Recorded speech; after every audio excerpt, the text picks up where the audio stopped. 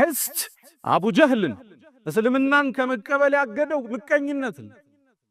ነቢዩ ዓለይሂ ሰላቱ ወሰላም እውነተኛ መሆናቸውን አቡ ጀህል ያውቃል። ረሱሉ ዓለይሂ ሰላቱ ወሰላም ሌሊት ተነስተው ሶላት ቁርአናቸው ድምጻቸው ማራኪ ነው ሲቀሩ አቡ ጀህል በሌሊት መጥቶ ያዳምጣቸው ነበር። እውነተኛ መሆናቸውን ጠንቅቆ ያውቅ ነበር አቡ ጀህል።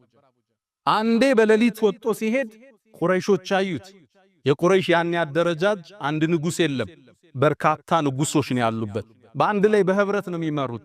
ቤተሰብ ሁሉም አላቸው ዘሮች። ያዙት።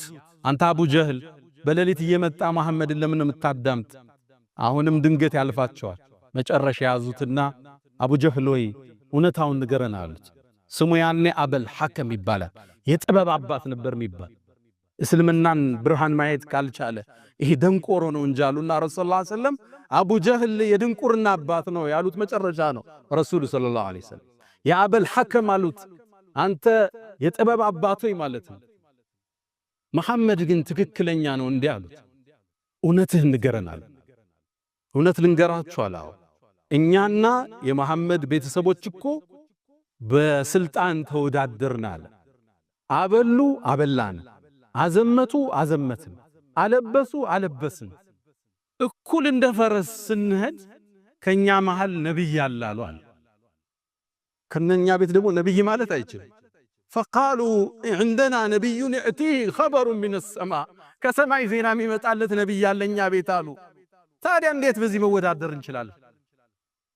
በአላህ ይሁንብኝ መቼም አልከተለው ማለት አላህ ተቆጣ፣ አንቀጽ አወረደ። فإنهم لا يكذبونك አንተ መሐመድ አንተን እኮ ያስተባብሉ እውነተኛ መሆንን እስላምን ጽት ያለ ብርሃን መሆኑን ያውቃሉ። ولكن الظالمين بآيات الله يجحدون ግን በዳዮቹ በአላህ አንቀጽ ይኮራሉ፣ ያስተባብላሉ። ይሁዳዎች ረሱልን እንዳይከተሉ የጋረደባቸው ሕስድ ነበር።